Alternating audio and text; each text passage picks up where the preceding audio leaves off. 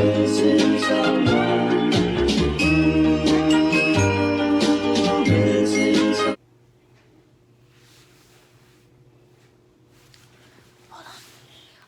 up, YouTube? Welcome back to my channel. If you don't know, or if you already do know, my name is Miranda Nicole.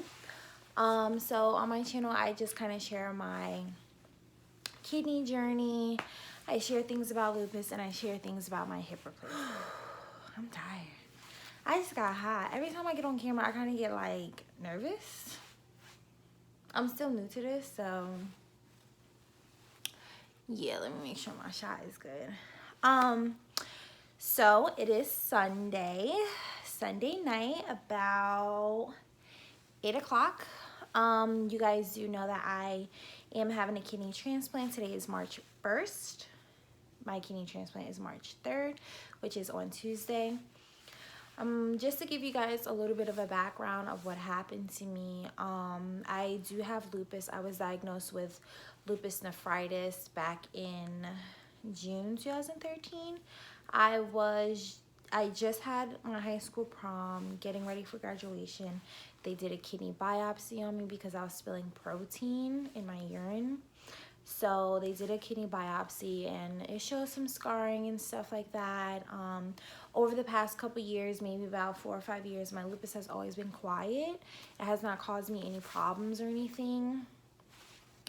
There was one October 2017 was a very, very stressful month. My grandmother had got really, really sick, and I think that kind of stress and just like over time, it just took a real toll on my body. Like my lupus flared up.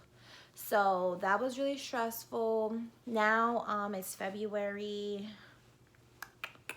11th, I think was the day of 2018. I booked an appointment with a nephrologist. Now I'm an adult. I'm not with my pediatrics anymore. So I book with a nephrologist, and I go in. My pressure is high, but they thought it was just like white coat syndrome. So they're just like, oh, we're just going to give you some amlodipine. Take it. Buy a blood pressure cuff. See how it does. Da-da-da-da-da-da-da-da-da. Got the medicine. Got the blood pressure cuff the next day. Oh, after the doctor's appointment, I went straight to a lab. Got the blood work done so they can kind of see. She did a whole full workup on me. So I, what happened?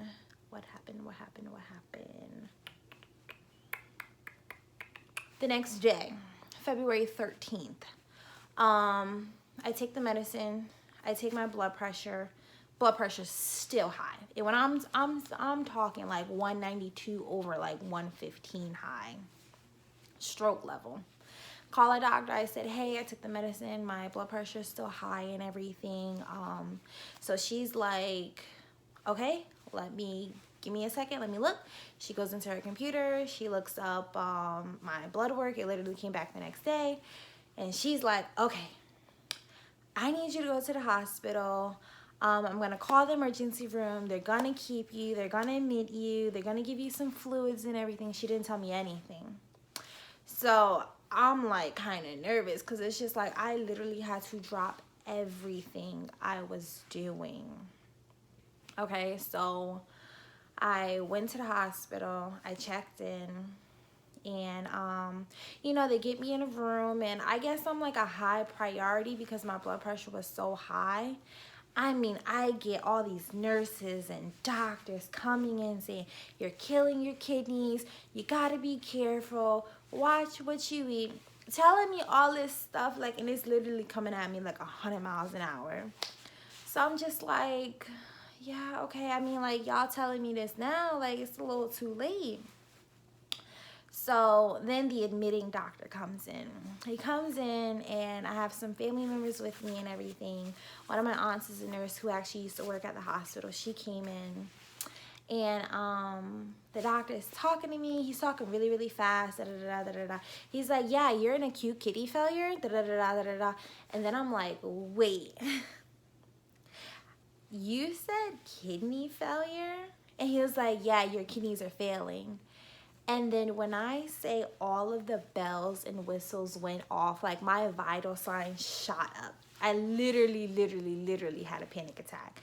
Respirations, blood pressure was getting higher, my heart rate jumped up, like everything was just going off. And then everybody's like, calm down, you're gonna make it worse, And you just like dropped a bomb on my life. Like when I say my life changed forever after that moment, I just didn't know. I just didn't know what to do. I didn't know what to think. I didn't know where to go, like nothing. So tell me I'm in kidney failure and everything, and now I got a headache. They kept pushing blood pressure meds. It took about 3 days to get my blood pressure down. And they had like the nitroglycerin patch on me. They kept pushing amlodipine, but they didn't want to bring it down too fast and then like I guess I crash or something. I don't know, but they had to keep monitoring me and stuff like that. Then I go upstairs, finally get admitted,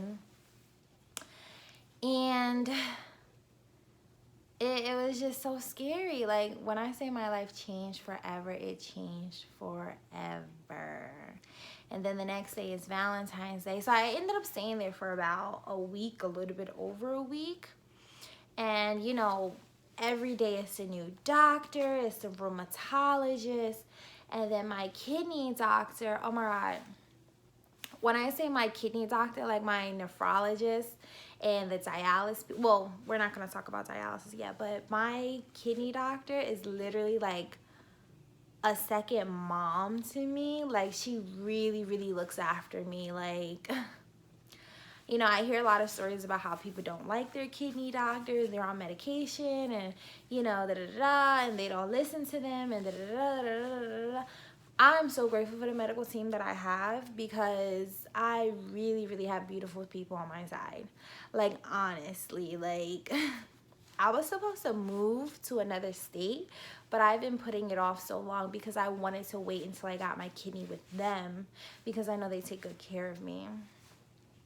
But you know, she had really good bedside manner, and you know, she told me after a few days, she told me she thinks it's time to have that talk, like accepting dialysis, you know, but she gave me a chance. She gave me a chance to fight it. So she teamed up with my rheumatologist, and my rheumatologist looks at everything from the lupus standpoint, and the nephrologist just looks at the kidneys. So the lupus is like all over my body, but it's not really flaring, it's just attacking my kidneys or whatever. So they put me on like high doses of steroids and stuff like that or whatever, but that's another part of the story. So, you know, she's like, let's get you a transplant. You know, she's talking about PD dialysis. She's talking about hemo. She didn't really talk too much about hemodialysis because she doesn't want me getting a fistula, and she doesn't want the catheter in my chest. Like she doesn't want any extra scarring and all that kind of stuff, because that, I guess, it's really hard on your body. I'm not really sure. I've never experienced hemo. I'm very grateful that I've had such a great experience with PD so far. So yeah, then we, you know, had to talk to my siblings so people can get tested to give me a kidney and stuff. That is that story. All right, so second part of the story. So now I'm getting out of the hospital. Like I said, it's about 10 days later, and yeah, they give me a chance, they give my body a chance to kind of recuperate, or, you know. So basically I was put on high doses of steroids. I'm talking like 60 milligrams. Now that may not be a lot for some people, but that was a lot for me. Now I've been on prednisone before. Like I've always been asthmatic as a child and stuff, so it's been like 3 days of prednisone here and there, you know, stuff like that. Nothing crazy. So I got put on a high doses of steroids, and I got put on a high doses of Celsep. On prednisone, the side effects are horrible. Let me tell you. Now, if I can, I will insert some pictures, but hair growth. My edges used to connect to my eyebrows. My sideburns used to connect to the back of my hairline. I was hairy all over. I had chest acne. I'm still kind of suffering from acne scars and like some acne. Like, I've never had acne this bad before. Oh, and the biggest side effect, avascular necrosis, which is osteoporosis, or however you say it. Basically, it's arthritis. So if you are a subscriber, or if you even know me in real life, you know I've had 2 hip replacements in the last 7 months now. The first one was in August, and the second one was just this November, where we just now hit March. So avascular necrosis is when the blood supply of your bone, so this is your hip, it starts to die out. The blood supply, it's lack of blood supply, so the bone starts to die out. So this is like my pelvis and like all of my weight on my hips. This bone, my hip, my femur, was very weak, so it started like crushing and breaking and collapsing. So I had to get 2 hip replacements. I was literally to the point where I was almost in a wheelchair. My doctors were agreeing, okay, you need to like really get off your feet, because the more I stood and everything, the more pressure and damage it was causing. My bones was literally shortening, like it was no cartilage or anything. So I got 2 hip replacements, and I am so happy about my hip replacements. Like, no more popping, no more cracking, no more pain. Like, I used to get like this numbing pain. Oh my goodness, like it's horrible. Like, a lot of people are saying, oh my god, a hip replacement, that's such a hard surgery, you're so young, da, da, da, da. But I got my life back. Like, when I say I was in so much pain, I was losing weight. I was down to like 128. Now I'm a solid 140. Like, and if you follow me on my socials, you know the weight gain is real. And I've been getting so many compliments about my weight gain and everything, so that's a good thing. So shout out to my orthopedic surgeon. Like, he really did his thing on me.